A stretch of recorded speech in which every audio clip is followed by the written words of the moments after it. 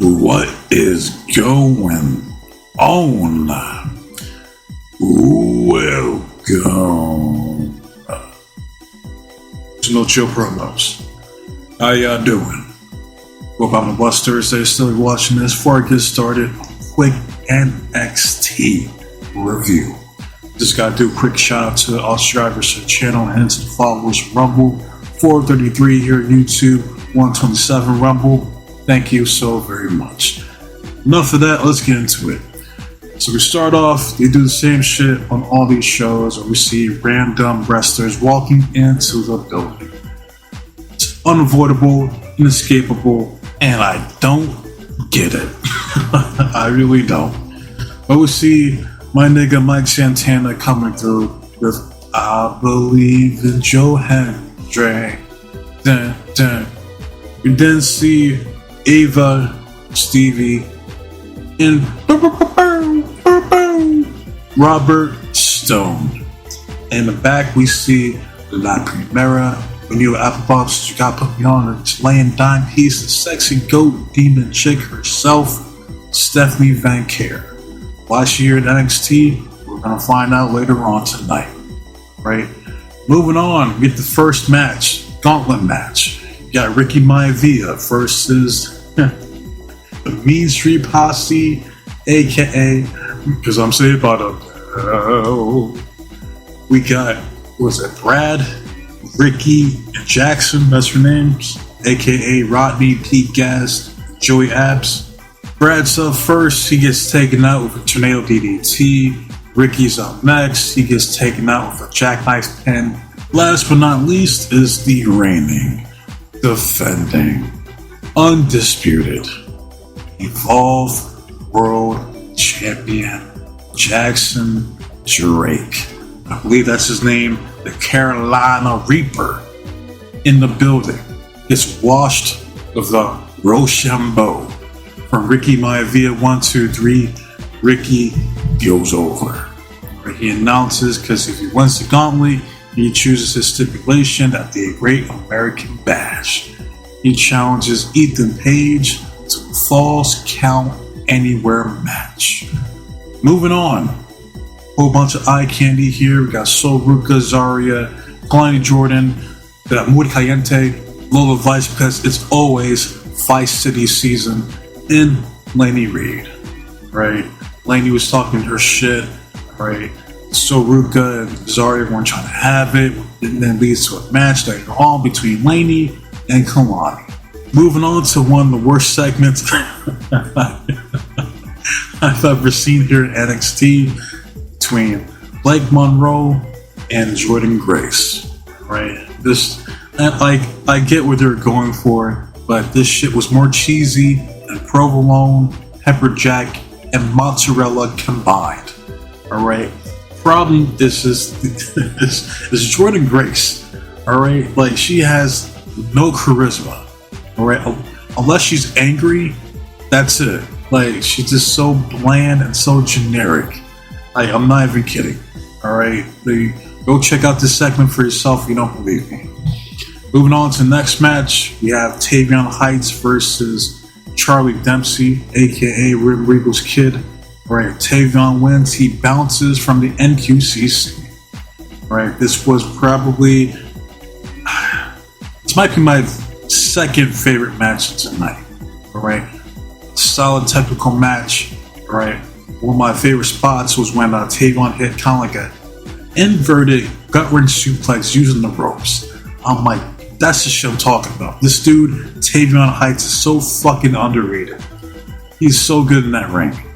Dead ass.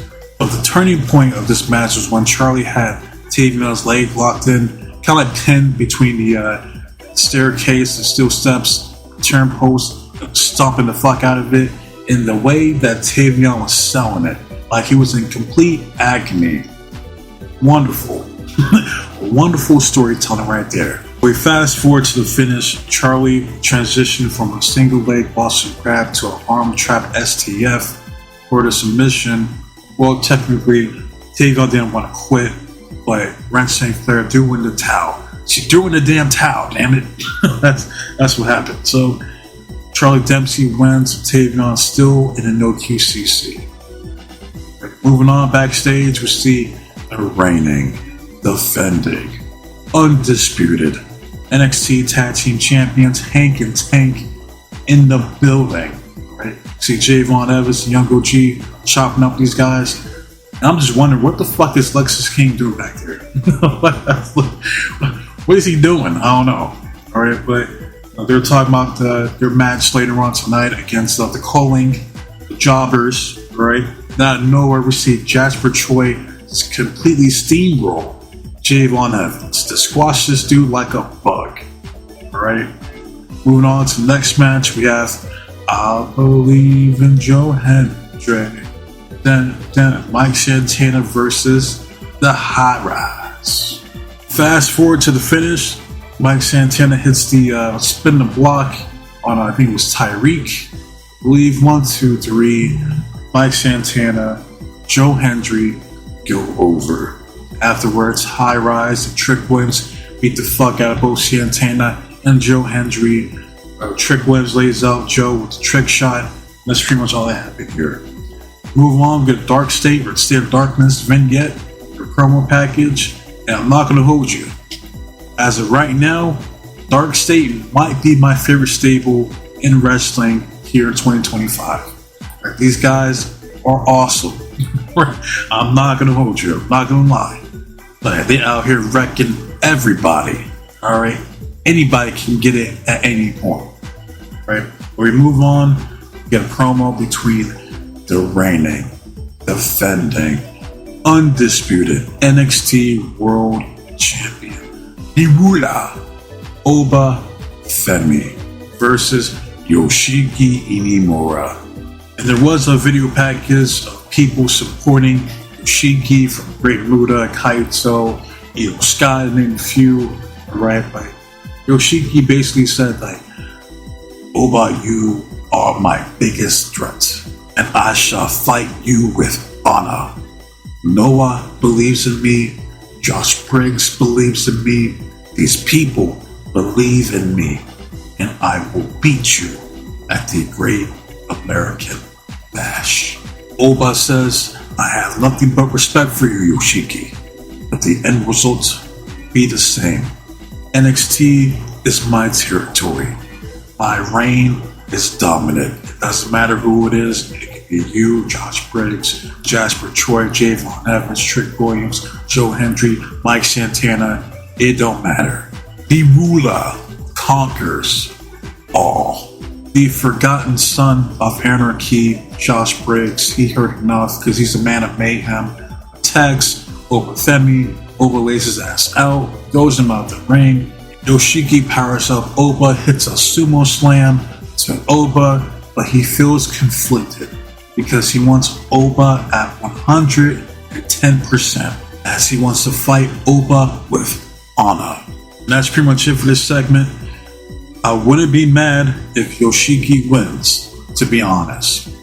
But if he does, well, where does Oba go from here? You know what I mean? Because I don't see him getting called up to the main roster. If he does, where does he go? What is Triple H gonna do with Oba Femi on the main roster? I don't know, and I don't want to see it because I don't trust Triple H at all. Like, zero trust in that man, right?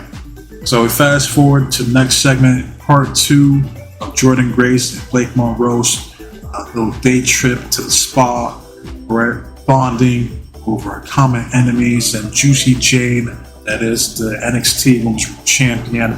Again, this segment was terrible. Right? It's just the acting was terrible. But we move on to the next match is Lainey Reed versus Kalani Jordan. And I like how Kalani just switches between face and heel. Like, whenever she wants. And I didn't get to talk about Lainey's match against Thea Hale last week. She looked very, very impressive. Right? Almost to the point of I might have her be my most underrated for women's wrestlers here this year. That's how good I think she is, honestly. Like, even in this match, telling the story of targeting Kalani's left leg with surgical precision. Fast forward to the finish, Kalani hits the best split-legged moonsault ever to Laney Reed. See what I did there? 1, 2, 3. Kalani Jordan goes over.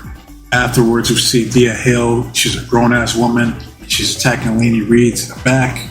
We then see Javon Evans getting medical attention, only to get his ass whooped some more by Jasper Troy.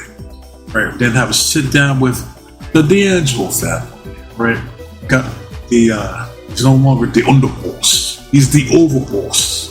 Right, got Channing Stacks Lorenzo.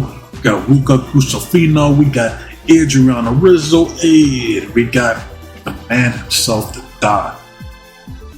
Tony D'Angelo. Right, I'm not gonna go over the whole segment, but Stacks wants to be done with the family. Luca wants to be his own man. Rizzo announces that pretty much the family was over. Right, Don's looking at these guys like, you fucking ungrateful shits. Right? After all I did for you, But Rizzo announces that there's going to be a triple threat match between all three men. Right. Move on to the next segment. We see Jasper Troy grabbing the mic, the new Abyss. He says, Ava, you need to make the NXT World title match a triple threat match right the fuck now. See Javon Evans coming through, wants to get his hands on Jasper Troy. Fast forward, hits a big ass tope con hilo or the somersault plancha, whatever the fuck you want to call it, to all the top flight security and Jasper Troy on the outside. Right? And fast forward with the Co-Link, who now accept Tatum Paxley as their new member. Alright, I'm just thinking to myself, we got Nico over there. Like, I want to see a feud between Nico, was it Nico Vance, is that his name? Versus Rusev. Make it happen. I want to see that match. Right, but we fast forward to the next match, tag team match, where the NXT tag team titles got the Colleen versus the reigning, defending, undisputed NXT World Tag Team Champions Hank and Tank. Right, honk honk. Isn't that what they do? The Belly Boys. Alright, good match, predictable. Fast forward to the finish. Hank and Tank hit their tag team finisher to Mr. Chairman Sean Spears, aka Ty Dillinger, for 1, 2, 3. And still tag team champions Hank and Tank. Then see Chase U backstage. We see Tom Green talking with the Team Move, Von Wagner, and DJ Dom Dollar back there. I don't know, I must have missed what the fuck happened, but again, Von Wagner didn't want to go out and wrestle for some fucking reason, so I don't know.